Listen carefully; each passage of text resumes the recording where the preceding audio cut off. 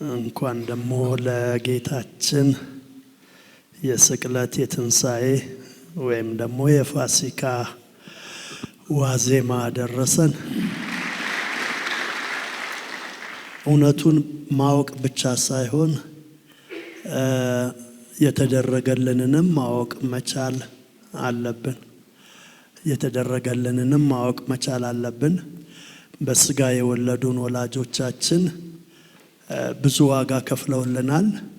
በመንፈስ ደግሞ የወለደን ወላጃችን ምን ከፍሎልናል የሚለው እንድና ፋሲካ ነው። መካከለኛው ነገር ፋሲካ ነው።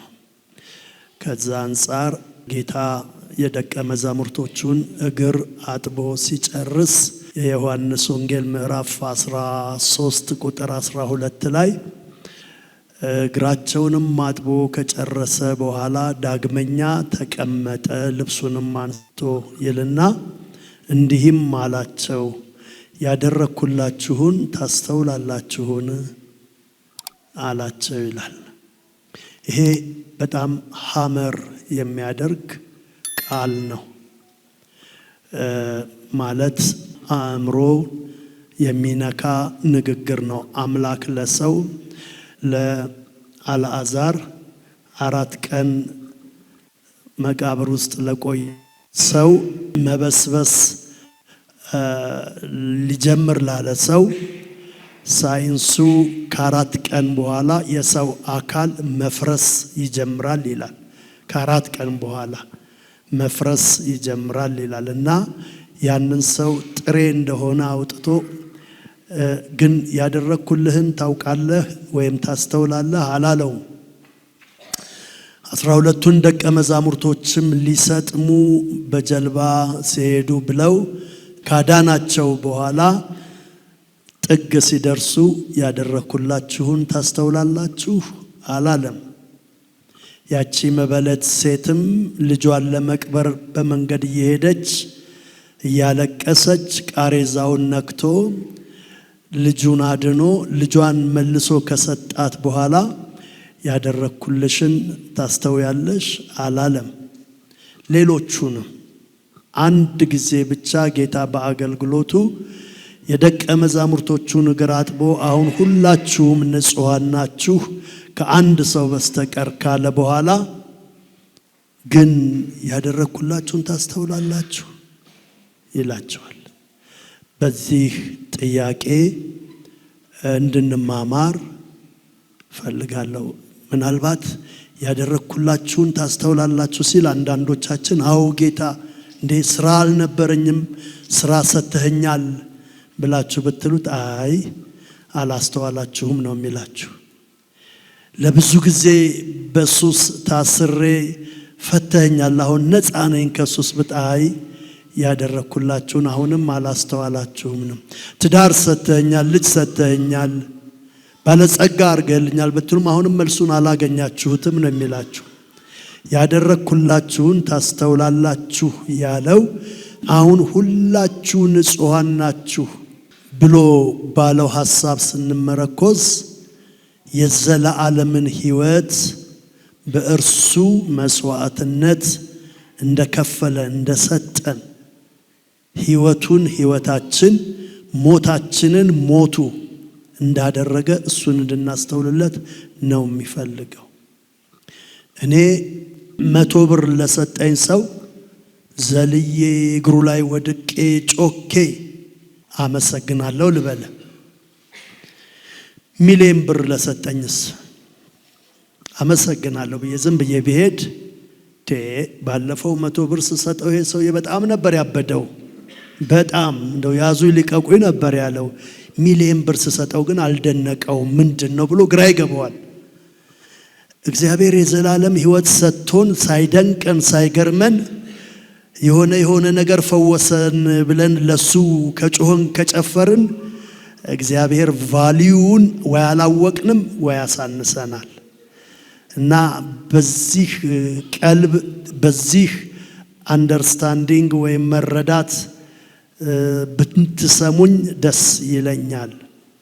ሁለት ቦታ እንዳነብ ፍቀዱልኝ። አንዱ መጽሐፍ ቅዱሴን የገለጥኩት ኢሳይያስ 53 ላይ ነው። ይሄ በዚህ ሰሞን የትም የሚነበብ ነው። በቃ በፋሲካ ሰሞን ከሚነበቡ የመጽሐፍ ቅዱስ ክፍሎች አንዱ ነው እና አንሰለቸውም።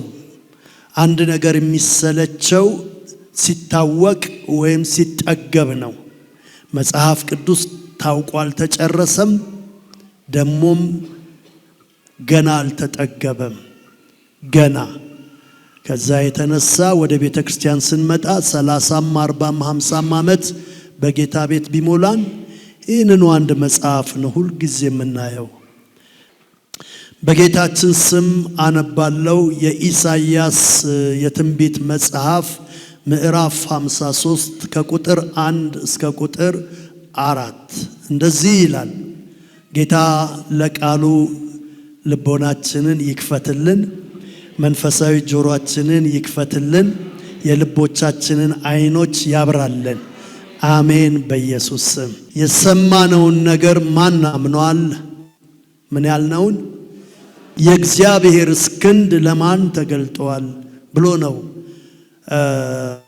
ነብዩ የሚጀምረው። ይሄ ኢሳይያስ በ66 ምዕራፎች የተከፋፈለ መልእክቶች አሉት። 66 ምዕራፍ። ከ66ቱ ምዕራፎች ለመጀመሪያ ጊዜ መልእክቱን ሲጀምር እዚህ ቃል ላይ ብቻ ነው ይህንን ትንቢት ለመናገር የተቸገረው። በጣም ተቸገረ። አሁን ብናገር ማን ያምነኛል? ማን ያምነኛል? አሁን ከዚህ በኋላ ያለውን ነገር እግዚአብሔር ይሄንን ራእይ አሳየኝ ብዬ ብናገር ማን ያምነኛል ይልና በዚህስ ልክ የእግዚአብሔር ክንድ ለማን ተገልጦ ያውቃል ይላል። በዚህ ልክ አሁን እኔ ካየሁት አንፃር በዚህ ልክ የእግዚአብሔር ክንድ ለማን ተገልጦ ያውቃል? እግዚአብሔር በዘመኑ እንደዚህ ጉልበቱን የገለጠበት ስራ የለም ነው የሚለው። ይሄን ለማመሳከር ከፈለጋችሁ የኤፌሶን መልእክት ምዕራፍ 1 ቁጥር 21 ላይ ሄዳችሁ ብታዩ በክርስቶስ ኢየሱስ ያደረገው ስራ እንዲገለጥ ምን አድርጓል ይላል? የጉልበቱ ብርታት ተገለጠ ይላል። በክርስቶስ ኢየሱስ ባደረገው ስራ የእግዚአብሔር የጉልበቱ ብርታት፣ የኃይሉ ብርታት የተገለጠው እሱ ላይ ነው ይላል። ፍጥረትን እነኛን ሁሉ ግዙፍ ዓለማት እስካሁን ዲስከቨር ተደርገው ወይም ተጠንተው ያልተጨረሱ አእላፋት ከዋክብት፣ እጅግ ብዙ የሆኑ ዩኒቨርሶች፣ ፕላኔቶች እግዚአብሔር ፈጥሮ እኔ አንዳንዴ ለምን ፈጠራቸው? ይሄ ሁሉ ምን ያረግለታል? መሬት አይበቃውም ወይ? መሬት ላይ ብቻ ነው ሰው ያለው። እነኛን ለምንድነው እንደው በህዋ ላይ ያንጠለጠላቸው? ምን ይሰሩለታል እላለሁ። እነኚህ ሁሉ በእግዚአብሔር ትእዛዝ ቃል የመጡ ናቸው። ግን እግዚአብሔር እነኛን ሁሉ ሲፈጥር የጉልበቴ ብርታት ተገለጠ ብሎ አያውቅም። በክርስቶስ ኢየሱስ በሰራው ስራ ግን መጽሐፉ ምን ይላል? የሰማነውን ነገር ማን ያምናል? የእግዚአብሔር ክንድ የመጨረሻ ኃይሉ ለማን ተገልጧል ብሎ ይናገራል። የኤፌሶንን መልእክት ቀደም እንዳልኳችሁ በክርስቶስ ኢየሱስ ባደረገው ስራ የብርታቱ ጉልበት ተገልጧል ወይም የብርታቱ ኃይል ተገልጧል ብሎ ይናገራል። አንዳንድ መልእክቶችን ሳቀርብ ልቤ ይጨነቃል። አንደኛ እኔ ራሴ ለመረዳት፣ ሁለተኛ እኔ በተረዳሁት ልክ ወደ ሰዎች አቅርቤ ሰዎችም እንዲረዱልኝ። ለዚህም ነው ጌታ ያደረኩላችሁን ታስተውላላችሁ ያለው።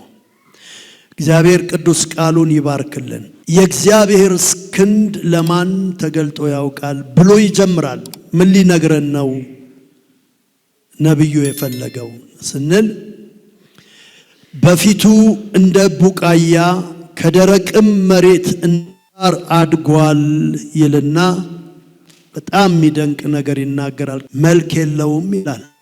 የሰው እኔ በራእይ እግዚአብሔር ያሳየኝ ሰው ወይም የተናገረኝ መልክ የሌለው ወደ 8-9 የሚመጣውን ሰው ኤክስተርናል አፒራንሱን ይነግረናል። ውጫዊ ማንነቱ ምን እንደሚመስል ይነግረናል። አንደኛ እንደዚህ ይላል፣ መልክ የለውም፣ ውበት፣ የደም ግባት የለውም ይላል።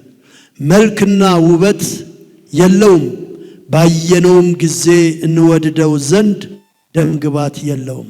አንድ ሰው መልክ ቢያጣ አትሊስት ውበት ቢያጣ መልክ ወይም ደግሞ ውበትና መልክ ቢያጣ የደም ግባት በእኛ ሀገር አባባል የደም ግባት ማለት የደም ገንቦ ይሏቸዋል አንዳንድ ሰዎች። መልክ የላቸውም ግን የደስ ያላቸው ማለት ነው። የለውም፣ ይሄ ሁሉ የለውም። እሱ ብቻ አይደለም ይላል፣ መልክና ውበት የለውም፣ ባየነውም ጊዜ እንወድደው ዘንድ ደም ግባት የለውም ካለ በኋላ አራተኛ ደግሞ የተናቀ ነው ይላል። የተናቀ ነው ይላል። እንደገናም አምስተኛ የተጠላ ነው ይላል። ስድስተኛ የሕማም ሰው ነው ይላል። ሰባተኛ ደዌን የሚያውቅ ነው ይላል። ደዌን የሚያውቅ ነው ይላል። ስምንተኛ ሰው ፊቱን እንደሚሰውርበት ይላል። ምን ማለት ነው ብዬ ጥቂት አንፕሌሰንት የሆነ ፊት ነው ያለው፣ ደስ የማያሰኝ ሰው ሲያየው ደስ የማያሰኝ እንዴት ያስጠላል ብሎ ፊቱን የሚመልስበት ሰው ነው ይላል። ከዛ ሰው ፊቱን እንደሚሰውርበት ነው፣ የተናቀ ነው፣ እኛም አላከበርነውም ይላል። እኛም በዚህ ልክ የመጣውን ሰው አላከበርነውም፣ ስፍራ አልሰጠነውም፣ አልተቀበልነውም ነው የሚለው። የዮሐንስ ወንጌል ምዕራፍ 1 ወደ ቁጥር 5 አካባቢ ወደ ገዛ ወገኖቹም መጣ፣ የገዛ ወገኖቹም አልተቀበሉትም፣ ለተቀበሉት ግን የሚል ቃል እናያለን። እና ማንም ሪስፔክት አላደረገውም። ማንም። እርሱ ግን ይላል ዝቅ ብላችሁ ስታነቡ፣ እርሱ ግን ስለ በደላችን ስለ ሕማማችን ዋጋ ሊከፍል ነው የመጣው ብሎ ይናገራል። በእውነት ደዌያችንን ተቀበለ ሕማማችንንም ተሸክሟል። እኛ ግን እንደተቀሰፈ እንደተቸገረ ቆጠር ነው። እርሱ ግን ስለ መተላለፋችን ቆሰለ፣ ስለ በደላችንም ደቀቀ። የደህንነታችንንም ተግሳጽ እግዚአብሔር በእርሱ ላይ አኖረው። እየሰማችሁ ነው ወገኖቼ? የምናችንን ተግሳጽ ምን ማለት ነው? የደህንነታችንንም ተግሳጽ በእርሱ ላይ አኖረው ማለት በእኛ ላይ እግዚአብሔር የነደደው ቁጣ እርሱ ላይ አበረደው። እርሱን ተበቀለው ነው የሚለው። ዝቅ ብላችሁም ስታነቡ እንደዚህ የሚል ቃል ታገኛላችሁ። በደዌ ያደቅቁት ዘንድ ፈቀደ። በደዌ እንዲያደቁት ፈቀደ። እግዚአብሔር ራሱ አጋለጠው፣ አሳልፎ ሰጠው፣ በደዌ እንዲያደቁት ይላል። ይህን ሰሞን የምናስበው የምናከብረው የፋሲካ በዓል ብለን የምንለው ሴሌብሬሽን ብቻ ሳይሆን ብዙ አጎናይዜሽንም ያለበት ነው። ማለትም እንደው ዝም ብለን እንትን የምንለው ሳይሆን ጳውሎስ ጌታም ምን ይላል? ይህንን ጽዋ በወሰዳችሁ ጊዜ የክርስቶስ ኢየሱስ ሞቱን አስቡ። ዝም ብሎ ተቀድቶ የመጣ ደም አይደለም። ዝም ብሎ ተቀድቶ የመጣ ደም አይደለም ይላል። ፊልጵስዩስስ ስለዚህ ሰው ምን ይናገራል? ጳውሎስ ደግሞ በተገለጠለት ልክ የፊልጵስዩስ መልእክት ሲጽፍ ምዕራፍ 2 ላይ ስለዚህ ሰው ይውላችሁ ዛሬ እዚህ ሁላችንም የተገኘ ነው። ቤዙ ይሄ ነው፣ መሰረቱ ይሄ ነው። ይሄ ባይከፈል ኖሮ የናንተ ቋጠሮ አይፈታም። ዜሮ፣ ምንም አይሆንም።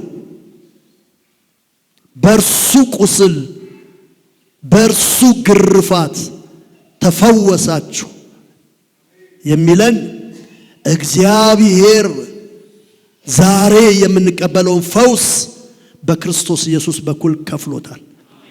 እናንተ በነፃ የምትወስዱት የዛሬ ፈውሳችሁ በነፃ ፈጽሞ አይደለም።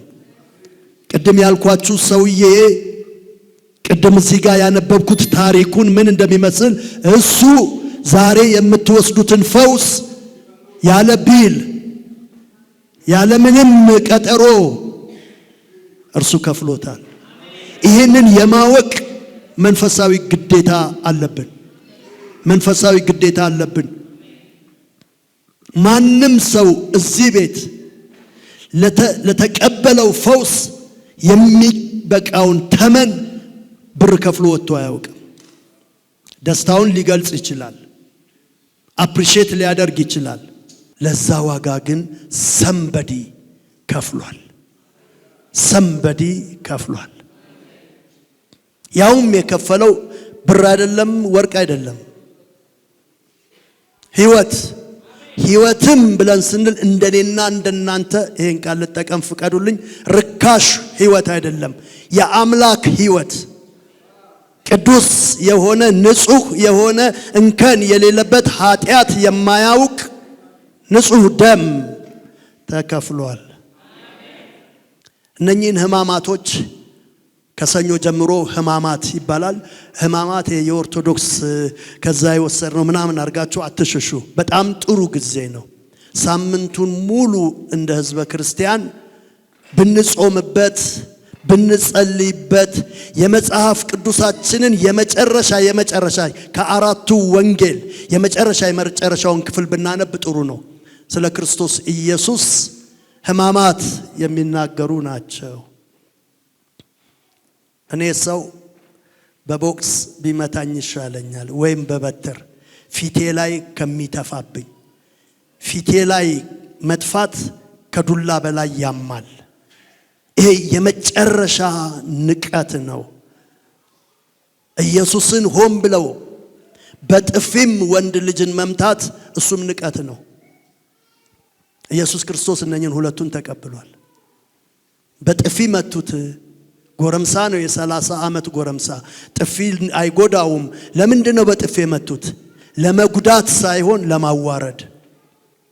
ለምንድነው ፊቱ ላይ እየተፉበት? ለመጉዳት ሳይሆን ለማዋረድ። ይሄ ዋጋ ለኔ ነው የተከፈለው።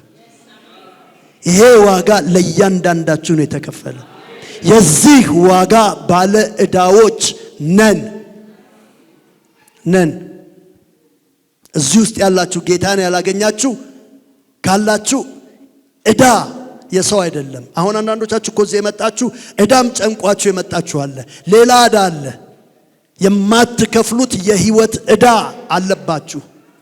የማትከፍሉት የብር ዕዳ ይከፈላል፣ የንብረት ዕዳ ይከፈላል። የአምላክን ደም ዕዳ መላእክታቶች ተሰብስበው እንኳን ተጨፍልቀው አይከፍሉትም። የክርስቶስ ኢየሱስ የደም ዕዳ የሰው ዘር ሁሉ አለበት። ጌታ እንዲህ ይላል፣ እናንተ አሁን ከተናገርኳችሁ ቃል እናንተ ንጹሃን ናችሁ ይላቸዋል። ለምን? እኔና እናንተም በዚህ ደም ከተጠቀምን ንጹሃን ነን። የተከፈለልንን ዋጋ ምላሽ ሰጥተናል ማለት ነው። ይሄው ህይወቴ፣ አንተ ይሄው ህይወትህ አልክ አይደለ? እኛም ይሄው ህይወታችን ብለን ህይወታችንን ሰጥተናል እንላለን። በዓመት ውስጥ ከሚሰበኩ ስብከቶች ሁሉ ቀኑ ባያልቅብኝና ብሰብክ ማልሰለቸው ፋሲካን ብቻ ነው። ልደቱን አይደለም። ማንም ሰው ይወለዳል፣ ግን ከልደቱ በኋላ ፋሲካ ላይ ክርስቶስ ኢየሱስ የከፈለው ዋጋ የሰው ዘር ሊያውቀው ይገባል። ቆይ ልንገራችሁ፣ ስሙኝ። ጌታችን ኢየሱስ ክርስቶስ ስራውን ጨርሶ ተነጥቆ ወደ ሰማይ ወደ ቀደመው ክብሩ ሲገባ 24 ሽማግሌዎች በዙፋኖቻቸው ላይ ተቀምጠው ልክ እሱ ሲቀላቀል ወደ ክብሩ ወደ መንግስቱ ሲገባ ምን ይላል መጽሐፍ ቅዱስ? ራእይ ምዕራፍ 5 ሙሉውን ምዕራፍ እንደዚህ ይላል። 24ቱም ሽማግሌዎች ከዙፋኖቻቸው ተነስተው በግንባራቸው በበጉ ፊት ወድቀው እንደዚህ አሉት ይላል። ምን አሉት? ታርዳሃልና አሉት። ለነሱ እኮ አልታረደም። ለነሱ አይደለም የታረደ። ያ ምስጋና ማቅረብ ያለብን እኛ ነን እንጂ እነሱ አይደሉም። የታረደው ለሰው ዘር ነው እንጂ ለነሱማ ቅዱሳን እንደውም ዙፋን የተሰጣቸው አክሊል የተሰጣቸው ናቸው። ታርደሃልና አሉና 24ቱም ሽማግሌዎች አክሊላቸውን አውልቀው በበጉ እግር ስር አስቀመጡት። እኛ ዋጋ አልከፈልንም፣ እንዲሁ አክብረህን ነው። አንተ ግን ዋጋ ስለከበርክ የኛ የ24 ሽማግሌዎች አክሊል ተጨፍልቆ አንድ አክሊል እንኳን ወጥቶት አንተ ራስ ላይ ስለማይደርስ እግርህ ላይ እናስቀምጣለን ብለው አስቀመጡ። እና ልትወደስ፣ ልትከበር፣ ልትመሰገን ይገባሃል። ለምን ሲባል በደምህ ከነገድም ከቋንቋም ከወገንም ከሕዝብም ለአምላካችን ካህናት የሆኑ ዘንድ ዋጅተሃቸዋል። ክብር አምጡልኝ ባካችሁን። ሃሌሉያ። ዋጅተሃቸዋል። ሪፐርቼዝ አርገሃል፣ ሪዲም አርገሃል፣ ሪቦት አድርገሃል። ያንተ ገንዘብ ነበሩ። ከዚህ በፊት እዚህ ጋር የተናገርኩ ይመስላል። እግዚአብሔርን ሰይጣን ሶስት ጊዜ ምን አረገው ልበል? ሶስት ጊዜ ቃል ስላጣው ልዝለለው፣ ለምን እንዳትሰናከሉብኝ ነው። የመጀመሪያውን አዲስ ኪዳን ውስጥ አይደለም፣ ብሉይ ኪዳን ዘፍጥረት ምዕራፍ 3 ላይ ነኝ። የመጀመሪያውን እግዚአብሔር ሰይጣን ሰረቀበት። አዳምና ሔዋንን ከገነት ሰረቃቸው። እግዚአብሔር ሲሄድ አጣቸውና ወዴት ናችሁ አለ። ንብረቶቹን አጣ። መጀመሪያ ሰይጣን ከእግዚአብሔር ላይ የመጀመሪያ ፍጥረቶቹን ከገነት ሰረቀበት። ሁለተኛ ደግሞ ገደለበት። ሶስተኛ ደግሞ በረዘበት። ሰረቀበት፣ ገደለበት፣ በረዘበት። የሰረቀው አዳምና ሔዋንን ነው። የገደለው አቤልን ነው። በቃየን በኩል ሊያልፍ ነበር። ቃየን የተመቸ አልሆነም። በአቤል በኩል ሊያልፍ ሲል አቤልን ደግሞ ገደለበት ተከታትሎ። ከዛ ደግሞ ቀጠለና የአቤል ምትክ ደግሞ ተሰጠው፣ ሴት የሚባል ምዕራፍ 5 ቁጥር 1 ላይ እና ተካልኝ እግዚአብሔር በሞተው ልጄ ፋንታ ብላ ስትል እሱን ደግሞ ጠበቀና ምዕራፍ 6 ቁጥር 1 ዘፍጥረት ላይ በረዛቸው። የሰው ልጆችም ከእግዚአብሔር ልጆች ጋር ተደባለቁ። ያን ጊዜ እግዚአብሔር በተሰረቀው ፋንታ ተካ፣ በተገደለው ፋንታ ተካ። በተበረዘው ፋንታ ግን መተካት ስላልቻለ ተበረዘ፣ ተቀላቀለ። ስለተቀላቀለ ስላልቻለ አይ ከዚህ በኋላ ብሎ ተስፋ እንደቆረጠ ሰው አምላክ እንዲያል ከዚህ በኋላ ለምን ሰውን ጠቅልዬ ከምድር ላይ አላጠፋውም? እስትንፋስ በአፍንጫው ያለበትን የሰው ዘር ሁሉ ባጠፋሽ አሁን ይሄንን እንዴት ለየዋለሁ ነው የሚለው። ምዕራፍ 6 ቁጥር 1 ጀምሮ ስታዩ የሰው ልጆች ከእግዚአብሔር ልጅ የማይገናኙ ፍጥረታቶች የሆነ ዘር ምድር ላይ ጣሉ። ኒፍሊሞች የሚባሉ ከነሱ የተወለዱ የወጡ ናቸው ነው የሚባልና በቃ ላይድን ሰው እና እግዚአብሔር ምን አለ? በአፍንጫ ውስጥ የህይወት እስትንፋስ ያለበትን ሰውን ሁሉ ሰይጣን ምን አደረገበት አልኩኝ? ሰረቀበት፣ ገደለበት፣ በረዘበት። የበረዘውን መለየት እግዚአብሔር ስላልቻለ ብቶ ይሻላል ይሄን ፕሮጀክት አለ።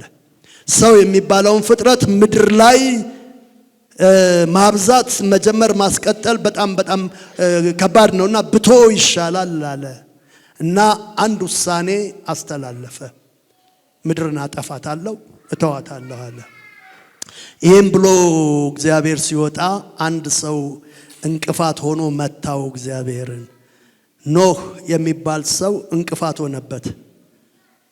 ሰው የለኝም ያለው እግዚአብሔር ኖህ የሚባል ሰው አገኘ። በትውልዱ ጻድቅ፣ እግዚአብሔርን የሚፈራ ከክፋት የራቀ ሰው አገኘና አይ ይህንን ሰው ከነኚህ ጋር አላጠፋውም ራሱን የጠበቀ ነው አለና በእርሱ እንደገና ሁለተኛ ዓለም ይባላል። ባይዘወይ የኖህ ዘመን ያኛው ዓለም በውሃ ጠፋ እና ሁለተኛ ዓለም እንደገና በኖህ በኩል ጀመረና 8 ነፍሳትን ይዞ ይሄ አሁን እኛ የምንኖርበት የና አዳም የፍጥረት ዘመን ሳይሆን እሱ ተዘግቶ ሁለተኛ ቻንስ እግዚአብሔር እንደገና ለሰው ሰጥቶ ነው። እነኚህ ነገሮች መጽሐፍ ቅዱስ ከአንዱ ጋር ይሳሳባልና እንደዚህ ሆኖ ነው እዚህ መጨረሻ በዚህም የዳኑ ሰዎች አሁንም ከኃጢአት ስላልተመለሱ እግዚአብሔር ሰው ልጆችን በፍጥረት ተናገራቸው አልሰሙም፣ በቃሉ ተናገራቸው አልሰሙም። በአንድ ልጁ የመጨረሻ ሬቨሌሽን የመጨረሻ መገለጥ ዕብራውያን ምዕራፍ 1 ቁጥር 1 የሚነግረን እሱ ነው። ለዘመናት እግዚአብሔር በፍጥረት በነቢያቶች ተናገረ በቃል ግን እሱም አልመለሰም። በመጨረሻ ግን በልጁ በክርስቶስ ኢየሱስ ተናገረ ይላል። ሰው በልጁ በክርስቶስ ያለውን አትሊስት ሰማ እና ከዚህ አንፃር ስናይ ጌታ ኢየሱስ ክርስቶስ እግዚአብሔር የተቆጣበትን ቁጣ ሊያበርድ የሰው ልጆችን ቁጣ ሊቀበል መጣ። ይኸውላችሁ መጽሐፍ ቅዱስ ውስጥ 5 ኮቨናንቶች አሉ። 5 እግዚአብሔርና ሰው አግሪመንት ማለት ነው። ኮቨናንት ማለት ወይም ይሄ ቫው የሚሉት ወይም ፕሮሚስ፣ ሰውና እግዚአብሔር አግሪመንት ማለት ሁለት ወገኖች ወይም ሁለት ሰዎች የሚግባቡበት ነው። እና የመጀመሪያው አግሪመንት እግዚአብሔርና አዳም በኤደን ገነት የገቡት ቃል ኪዳን ነው። እና ያ የመጀመሪያው ኮቨናንት ምን ይባላል? አዳሚክ ኮቨናንት ወይም ኤደኒክ ኮቨናንት ይባላል። በኤደን ገነት እግዚአብሔርና ሰው ውል የተዋዋሉበት ነው። በዛ ውል ውስጥ አንድ ኮንዲሽን ተቀምጧል። ኮንዲሽኑ ምንድነው? ይሄን በበላ ቀን ትሞታለህ፣ ይሄንን እንዳትበላ፣ ይሄ ነው አግሪመንታችን ብለው ተዋዋሉ። ወደ ውስጥ አልገባ ኪዳን ወይም ስምምነት አፈረሰ እና አትብላ የተባለውን በላ። ሁለተኛው ኮቨናንት ደግሞ እንደገና ማንን እናያለን? ኖህን እናያለን። ምዕራፍ 8 ቁጥር 20 እና 21 ላይ ደግሞ እግዚአብሔር ከሰው ጋር ሁለተኛ ኮቨናንት፣ ሁለተኛ መሐላ፣ ሁለተኛ ኪዳን ገባ። በምን? በቀስተ ደመና ምልክት አደረገና ከዚህ በኋላ ዳግመኛ በውሃ እንደጠፉት እንዳትጠፉ ይህንን ነገር ጠብቁ አለና ቀስተ ደመና ምልክት በመካከላቸው፣ መጀመሪያ ምልክት አልነበረም፣ አሁን ምልክት በመካከላቸው አደረገና ኖሃይክ ኮቨናንት ይባላል። ከኖህ ጋር እግዚአብሔር የተፈራረመው ወይም የገባው ከዚህ በኋላ ንፋስንም ዝናብንም ፀሐይንም አየር ሁሉንም የወቅቱን ሁሉ ሰጣችኋለሁ፣ ግን እናንተ ከዚህ ተጠበቁ ብሎ ገባ። አሁንም ሰው ኪዳን አፈረሰ። ሶስተኛ ኮቨናንት እግዚአብሔር እንደገና ከአብርሃም ጋር ዘፍጥረት ምዕራፍ 12 ላይ ገባ። በምን? በግርዘት የግርዘት ኮቨናንት። አሁን እግዚአብሔር ከሰው ላይ ትንሽ ቦጨቅ ማድረግ ጀመረ። ከአካሉ ላይ እንዲሰማው ሴንሲቲቭ እንዲሆን እንዲሰማው እንዲነካው አረገና የግርዘት ኮቨናንት አብርሃሚክ ኮቨናንት ይባላል። እርሱን ደግሞ ገባ። አሁንም ሰው አፈረሰ። አራተኛ ኮቨናንት ደግሞ ቆይ ከዚህ በኋላ ተጻጽፈን ይሻላል አለና እግዚአብሔር 10 ትእዛዞችን በጽሁፍ በሙሴ በኩል ደግሞ ከሰው ጋር ኪዳን ገባ። ይሄንን ጠብቁ፣ ይሄን ከጠበቃችሁ በሰላም መኖር እንችላለን አለ። ሞዛይክ ኮቨናንት ይባላል። እሱንም ሰው አፈረሰ። አሁን እግዚአብሔር 4 ጊዜ ከሰው ጋር ሲወድቅ ሲያነሳው፣ ሲወድቅ ሌላ እድል ሲሰጠው፣ ሲወድቅ ሌላ እድል ሲሰጠው 4 ኮቨናንት ገባ። 4ቱም ኮቨናንት ግን እግዚአብሔር ሲጠብቅ ሰው አፈረሰ። አሁን እግዚአብሔር በሰውኛ ቋንቋ ልናገር ቸገረው። ሰው አቅም እንደሌለው በእግዚአብሔር ፊት ቆሞ ኪዳን መጠበቅ እንደማይችል፣ ለውል እንደማይበቃ፣ ለአደራ እንደማይበቃ፣ ታማኝነት እንደሌለው አየና እግዚአብሔር አንድ ሌላ ዘዴ ዘየደ በሰውኛ። ምን አለ? በቃ ሰው አቅም ስለሌለው እኔው ራሴ ለሰው ሰው ልሁንለት። ምን አለ እግዚአብሔር አልኩኝ? ለሰው እኔው ራሴ ሰው ልሁንለት። አሁን እዚህ ጋር ስታዩት እግዚአብሔር ራሱን ያታለለ ይመስላል። ምንድነው ያደረገው? እኔ ሳልሆን ራሱ እግዚአብሔር እኔን ሆኖ ከእግዚአብሔር ጋር ኪዳን።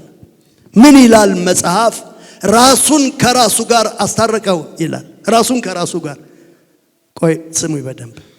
እግዚአብሔር ራሱን ወክሎ እግዚአብሔር ሆኖ ኢየሱስ ደግሞ እኛን ወክሎ ሰው ሆኖ እሱም እግዚአብሔር ሆኖ ሳለ እግዚአብሔር አብ ራሱን አምላክ ሆኖ እዚህ ጋር እግዚአብሔር ወልድ ደግሞ ስፍራውን ለቆ ለሰው ሰው ልሁንለት አለ። አሜን በሉ። ምን አለ? ሰው መሆን ስላቃተው እኔ ከሰው ልወለድና ሰው ሆኜ እኔ ይህንን ቃል ኪዳን ልግባ አለ። እሱ ኪዳን ምን ይባላል? መሳይክ ኮቨናንት ይባላል። ያልተሰበረ የጸና እስካሁን ድረስ እግዚአብሔርና ሰው አብረው እንዲኖሩ ያደረገ በክርስቶስ ኢየሱስ ከእግዚአብሔር ጋር የታረቅነው መታረቅ ነው፣ የተገባው ኪዳን ነው። ፋሲካ በዚህ ነው የመጣው እና ምን ሆነ? በኤደን ገነት እግዚአብሔር የተቆጣው በኤደን ገነት እግዚአብሔርን ሰው አሳፈረው፣ ከጠላቱ ጋር ወግኖ አሳየው።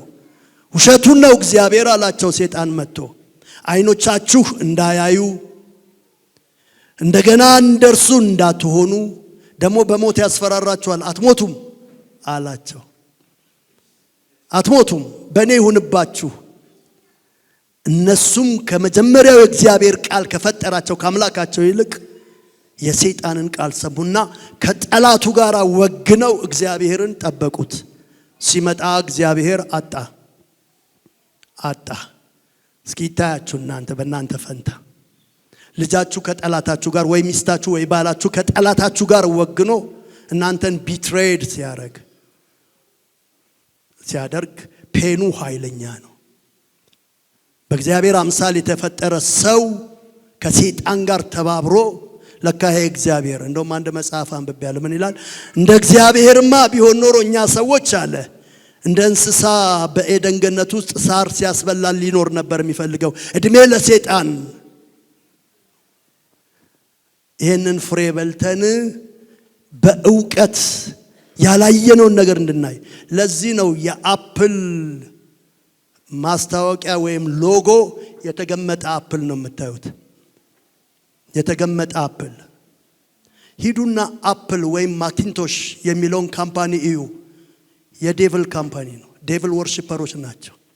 በዓለም ላይ የአፕል አሁን ሞቷል ሰውየው በቅርብ ዋናው ሰው የምናል I'm so proud I'm announcing today I am gay ነው ያለው። በጣም ደስተኛ ነኝ ዛሬ ራሴን ልገልጽላችሁ ፈልጋለሁ ግብረ ሰዶማዊ ነኝ ብሎ ያለ ሰው ነው ይሄ ሰው። እና የምትይዙት የምንይዘው አፕል ምናምን እዚህ ደረሰ እዛ ደረሰ የምትሉት የሰይጣን ሎጎ ነው። የሰይጣን ሎጎ ነው። ምንድነው ያ የተገመጠ አፕል? እንዲህም የቆመ እኮ አይደለም። ትክክለኛው ስል የወደቀ ነው። ይሄንን በልተን ነው ኖሌጅ ያገኝ። እግዚአብሔር አይደለም ኖሌጅ የሰጠኝ። የዚህ ይሄ አፕል ሱፐር የሆነ ቫይረስ በጥቂቱ ክራክ የማያረገው የማያበላሸው አሁን ካሉ ቴክኖሎጂዎች ሁሉ ሱፐር የሆነው አፕል ነው። እሱ ደግሞ ሰይጣን በሰጠን ዕውቀት ፕሮዳክት ያደረግነው ነው እኮ የሚሉት። እኛ አንድ ሰሞን አሁን ቀርቷል እንጂ መኪናዎቻችን ላይ ሁሉ እሱን እናልጥፈው ነበር። አሁን ምን ያምራል የተገመጠ አፕልና የወደቀ እና የብዙ ሰዎች አእምሮ ማኒፑሌትድ ስለሆነ የሱ አድቨርታይዚንግ ዊዛውት አወር ኖሌጅ እናደርግ እንሆን ነበር። እና እግዚአብሔር በዚህ ሁሉ ቆስሎ ነበር።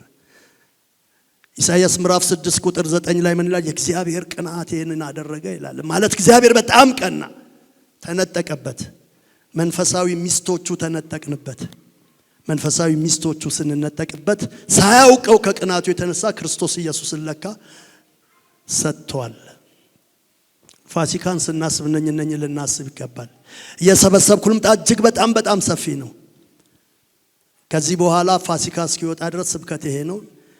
ነገም ይሄን ነው የምትሰብከው ካላችሁኝ አዎ፣ የሚቀጥለውም ሳምንት አዎ፣ ቅዳሜም አዎ።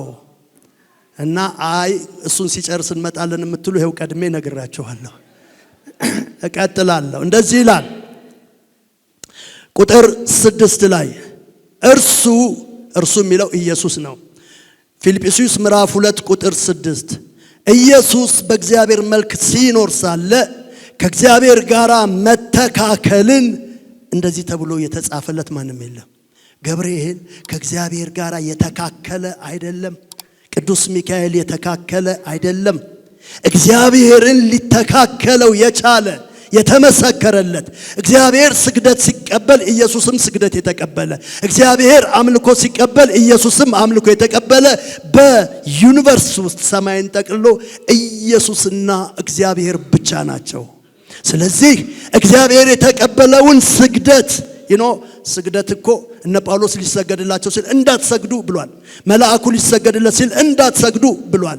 ኢየሱስን ሰይጣን ስገድልኝ ሲለው አይሰገድም ላንተ ለአምላክ ለእግዚአብሔር ብቻ ብሏል። ኢየሱስ ግን ሰዎች ለራሱ ሲሰግዱለት እንዳትሰግዱ ለኔ አላለም። አረ ክብር አምጡልኝ ባካችሁን።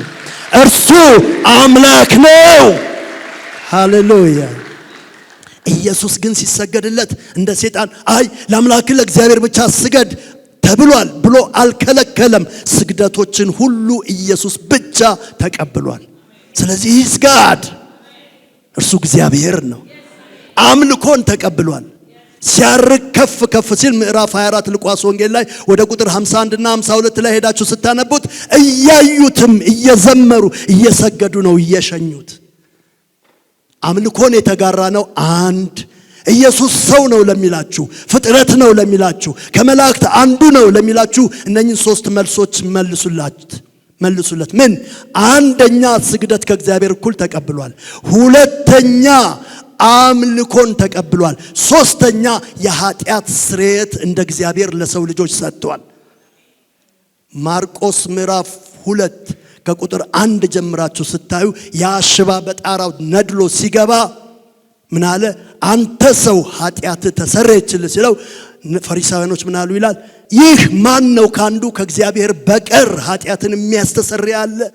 እንደው ፈሪሳውያኖች ጌታ ይባርካቸው ልበል እስቲ መጽሐፍ በደንብ አንብቤ መልሳለሁኝ እንዳልስት ደግሞ የነሱ መኖር አንድ የሆነ ነገር ሁሉ ጊዜ ይገልጥልናል። ቻሌንጅ ይሄ ማን ነው በእግዚአብሔር ቦታ ራሱን አድርጎ የኃጢአት ስርየት የሚሰጥ? ካንዱ ከእግዚአብሔር በቀር እኮ ኃጢአትን ይቅር የሚል የለም። አሁን አንድ ተገኘ፣ እርሱም እግዚአብሔር የሆነ ወልድ ኢየሱስ ክርስቶስ። በኢየሱስ ላይ ጥያቄ ላላቸው ይሄንን 3 ቻሌንጅ መስጠት እንችላለን። 3 ነገር መስጠት እንችላለን። አንዱ ሌላው የእግዚአብሔር ኳሊቲ ኦምኒፖቴንት ጋድ ነው። ሌላኛው ኳሊቲ ኦምኒፕሬሰንስ ጋድ ነው። አንደኛው ኳሊቲ ደግሞ ኦምኒሸንስ ጋድ ነው። ምን ማለት ነው? ሁሉን የሚችል ሁሉን የሚያውቅ በሁሉ ስፍራ በአንድ ጊዜ የሚገኝ ነው። ሁሉን ይችላል ጌታ፣ ሁሉን ያውቃል ጌታ፣ በሁሉ ስፍራ ይገኛል። በዚህ ሰዓት በዓለም ዙሪያ ብዙ ቸርቾች ፕሮግራም አለ። እኛም ጋር ይሄ ጌታ አለ። ፕሮሚስ ሲሰጥ ምን አለ? ሁሉ ጊዜ እስከ ዓለም ፍጻሜ እኔ ከእናንተ ጋር ነኝ። በዚህ መድረክ እሱ ባይኖር እኔ አሁን የምናገረውን አልናገርም። ስለዚህ እሱ ዘላለማዊ አምላክ ነው። ሁሉን የሚያውቅ አምላክ ነው። በሁሉ ስፍራ የሚገኝ አምላክ ነው። ሁሉን የሚችል አምላክ ነው። ይሄን ወንጌል ሰምታችሁ ዛሬ በትሄዱ አትከስሩ። አይኖ ለምን እንደመጣችሁ አትከስሩ። ይሄ ዘላለማዊ ነው። ይሄ ለ20 ዓመት ብቻ የሚያገለግል አይደለም። አሁን የምነግራችሁ ፈውሳችሁ ለ20 ዓመት ለ30 ዓመት የሚያገለግላችሁ። እኔ የምነግራችሁ ቃል ግን ዘላለማዊ ነው። ኖት እኔ ስለሆንኩ አይደለም፣ ወንጌል ስለሆነ ነው። ጌታ ኢየሱስ ይህ የምነግራችሁ ቃል መንፈስ ነው፣ ሕይወት ነው ብሎ ይናገራል። ኦኬ፣ እንደዚህ ይላል። እርሱ በእግዚአብሔር መልክ ሲኖር ሳለ ከእግዚአብሔር ጋር መተካከልን እንደ መቀማት እንደሚገባ ነገር አልቆጠረውም። እንዴት አይነት አቅም ነው ልጄ! ማለት ሁለት የአንድ ንጉሥ ልጆች ሁለት ወንድማማቾች አገር ሊገዙ ብለው አንተ ግዛ ነው የሚባባሉት ወይስ ሁለቱ ጦርነት ከፍተው ያሸነፈው ነው? ግድ የለም ወንድሜ አንተ ግዛ፣ እኔ ያንተ ባሪያ ሆናለሁ። ከባድ ነው።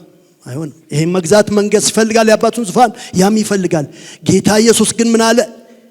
ከአብ ጋር የተካከለ ሲሆን ፖዚሽኑ ደረጃው ከአብ እኩል ሲሆን ለእግዚአብሔር ባሪያ ሆኖ ራሱን ዝቅ ማድረግ እንደ ተቀማ ስልጣንን አልቆጠረውም ነው ብሎ የሚነግረን መጽሐፍ። እንደ ተቀማ፣ እንደ ተሸነፈ፣ እንደ ተዋረደ ራሱን አልቆጠረውም ብሎ ነው የሚነግረን።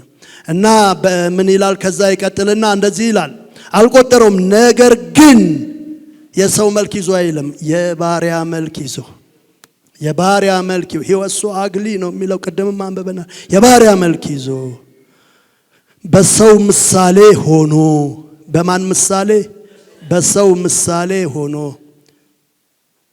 በማን ምሳሌ? እግዚአብሔር ወልድ በመላእክ ምሳሌ እንኳን ቢሆን ለሱ ውርደት ነው።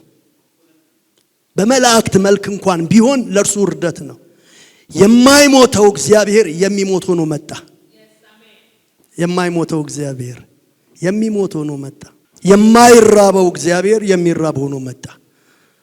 የማይደክመው እግዚአብሔር የሚደክም፣ የማይፈራው እግዚአብሔር የሚፈራ ሆኖ የኔን ስጋ ለበሰ፣ ደካማውን ስጋ፣ ኃጢአተኛውን ስጋ ለበሰ ነው እያለ የሚነግረን። የባሪያ መልክ ይዞ መጣ። አንድ የባሪያ የሚለውን ይዩልኝ፣ አሁን ልጨርስ ነው። የባሪያ መልክ ይዞ ወረደ።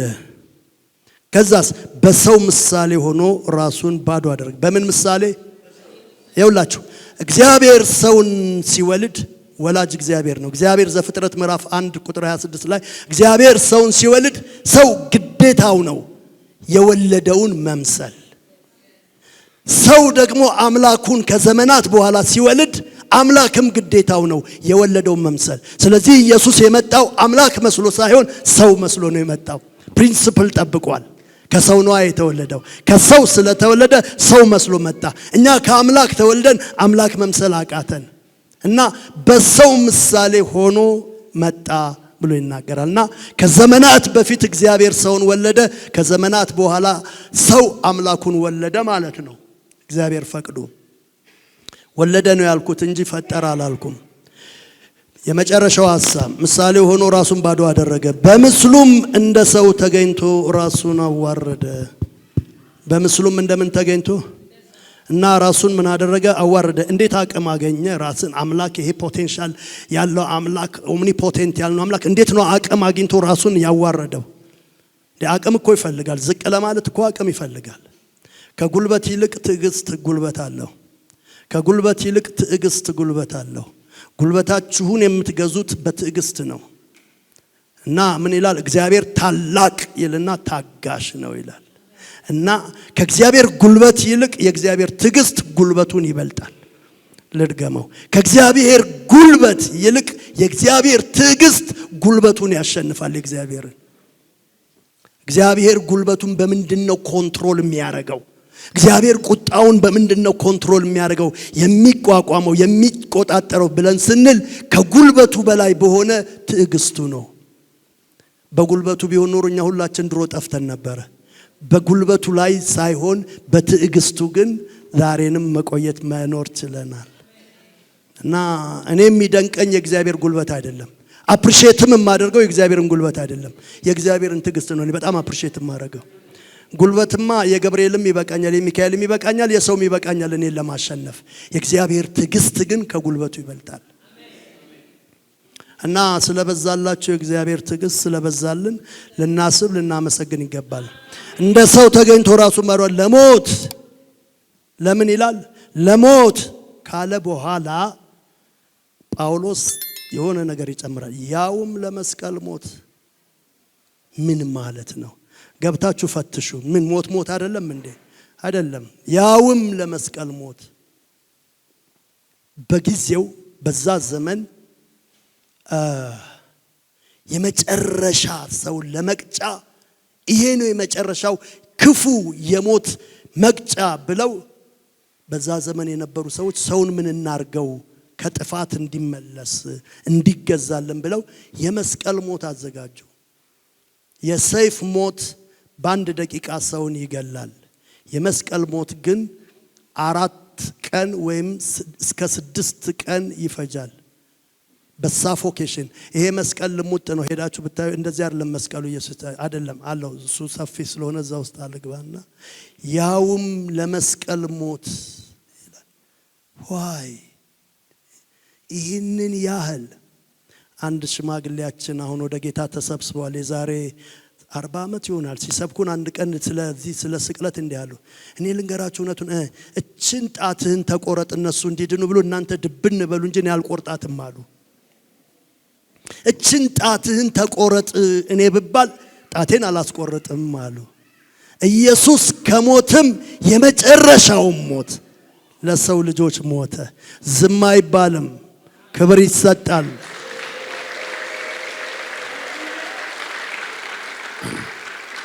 ያማረብን የሰላም እንቅልፍ ያገኘነው በዚህ ምድር ላይ ሰይጣን በሚገዛው ዓለም ላይ ተዘልለንና ተቀምጠን የምንኖረው እድሜ ተቀጠለልን ሰንበዴ ዋጋ ከፍሏል። መክፈል የማይገባውን በፍጹም የማይገባውን የመጨረሻውን ዋጋ ለኔ ከፍሏል፣ ለናንተ ከፍሏል። ረፍት ያገኘነው፣ ሰላም ያገኘነው። ፋሲካን ስናስብ እነኚህን ቀናቶች እባካችሁ እናሰላስል። እግዚአብሔር ባለውለታችን እንደሆነ መክፈል ባንችልም የከፈለልንን ያህል የተከፈለልንን እንኳን አፕሪሼት እናድርገው። አልጨረስኩም። ነገ ግን በዚህ ዙሪያ ሳይሆን በትንሳኤው ዙሪያ ጌታ ይረዳኛል፣ እናያለን። ተባረኩ። ለዚህ ጌታ ዋጋ የተከፈለለት ክብር ያመጣል። ክብር ለኢየሱስ ይሁን።